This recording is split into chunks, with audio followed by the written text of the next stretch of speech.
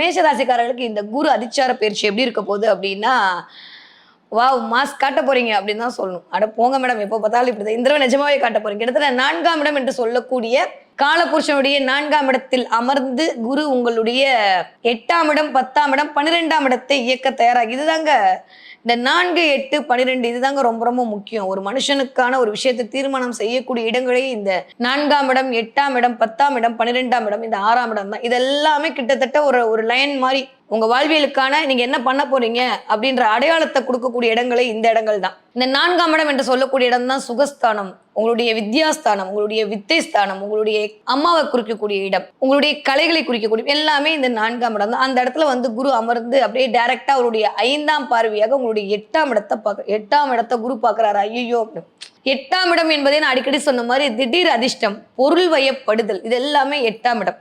அப்ப இந்த தடவை உட்காந்து மேஷராசிக்காரர்களுக்கு என்ன கிடைக்க போகுதுன்னா திடீர் அதிர்ஷ்டம் கிடைக்க போகுது. பெரிய செலிபிரிட்டி ஆக போறீங்க. பெயர், புகழ், அந்தஸ்து, கௌரவம் எல்லாம் அக்டோபர் மாசம் 10 இதுக்கு மேலே ஆரம்பிச்சிடும். டக்கு டக்குன்னு இந்தான்னு கொடுக்க போகுது. 10ஆம் இடம் என்று சொல்லக்கூடிய தொழில் ஸ்தானம் வழுக்க போகிறது. இயல்பாவே நான் அடிக்கடி சொல்லுவேன், மேஷராசிக்காரர்களுக்கு ட்ரகிள் பண்றது 2 இடம் தான். இந்த 10ஆம் இடம், இந்த 6ஆம் இடம், இது 2 தான் எப்பயுமே அவங்களை போட்டு பாடாப்படுத்தும்.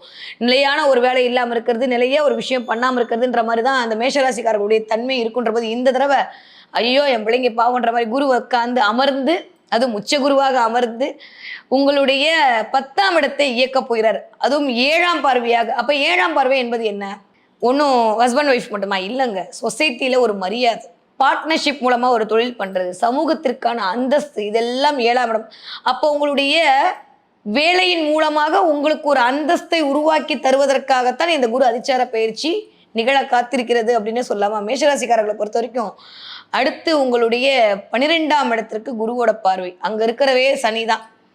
என்னதான் 7.5 சனி மேஷராசிக்காரங்களுக்கு ஸ்டார்ட் ஆயிடுச்சுன்னு சொன்னாலும், என்னதான் விரைய சனியில விரயமா பண்ணிட்டு இருந்தாலும், அப்படி சனியை பிடிச்சி ஓரம் கட்டி கையில வச்சிருக்கக்கூடிய பவர் யாருக்கு உண்டுனா இப்ப குரு அதிச்சாரமா வரக்கூடிய இந்த நேரத்திற்கு தான் உண்டு. 12ஆம் இடம் என்று சொல்லக்கூடிய இடமே விரயஸ்தானமா இல்லை.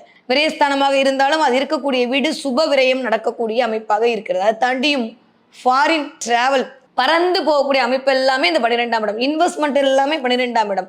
அயன சயன போகம்னு பேரு. இத்தனை நாள் இல்லாத அளவுக்கு நிம்மதியா தூங்கி எந்திரிச்சு சந்தோஷமா இருக்கக்கூடிய அமைப்பெல்லாம் மேஷராசிக்காரர்களுக்கு உருவாக காத்திருக்குது.